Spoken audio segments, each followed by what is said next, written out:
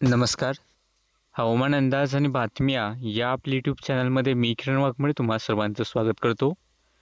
आज 20 जानेवारी सायंकाळचे साधारणतः 5 वाजलेत आणि आत्ता आपण पाहूयात की आज रात्री आणि उद्या राज्यातील हवामान कसे राहील. सर्वात प्रथम थंडीचं बोलायचं झालं तर थंडी टिकून आहे विदर्भ मराठवाड्याच्या काही भागांमध्ये, उत्तर महाराष्ट्राच्या काही भागांमध्ये. मात्र मध्य महाराष्ट्राचे दक्षिणेकडील भाग असतील किंवा थोडेसे अजून उत्तरेकडील काही भाग असतील आणि कोकण गोव्यात अजूनही सरासरीच्या तुलनेत तुम्ही पाहू शकता की तापमान हे काहीसं अधिक पाहायला मिळतं आणि विदर्भ मराठवाड्यात सरासरीच्या आसपास किंवा सरासरी तापमान कमी दिसत आहे.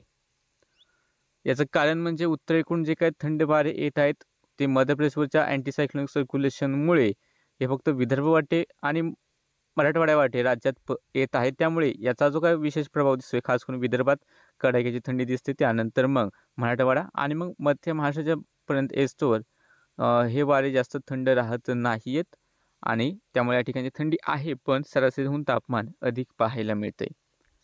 आणि लवकरच एक नवीन पश्चिमी आवर्त हिमालयाकडे येताना दिसत आहे. याचा प्रभाव साधारणतः 22 तारखेच्या सायंकाळपासून दिसू लागेल किंवा दुपारनंतर दिसू लागेल. परिणामी 22 तारखेपासून किंवा 23 तारखेपासून राज्यात जसे बाष्पयुक्त वारे येतील काही अंशी ढगाळ वातावरण होईल आणि याच स्थितीमुळे राज्यातील थंडी ही पुन्हा एकदा कमी होण्याची शक्यता आहे. त्यामुळे तापमानात चढ उतार दिसेल, हिमालयावरती बर्फवृष्टी होईल आणि जशी सिस्टीम पुढे जाईल 24 तारखेला तसं उत्तरेकडचे पुन्हा एकदा थंड वारे हे राज्याकडे येण्याची शक्यता आहे. राज्याच्या उत्तर भागांमध्ये पुन्हा एकदा थंडी थोडीशी वाढू शकते.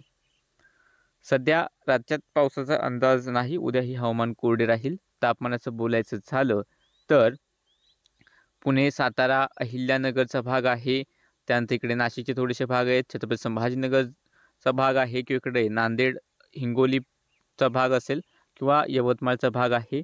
भंडारा, गोंदिया, नागपूर, चंद्रपूर, गडचिरोलीच्या काही भागांमध्ये तापमान 10 ते 12 अंश सेल्सिअस. कोकण किनारपट्टीला तापमान हे 18 ते 20 अंश सेल्सिअसच्या आसपास किंवा 20 अंश सेल्सिअस काही ठिकाणी अधिक आणि राहिलेल्या राज्याच्या उर्वरित भागांमध्ये तापमान 12 ते 14 अंश सेल्सिअसपर्यंत बऱ्याच भागांमध्ये दिसण्याची शक्यता दिसते.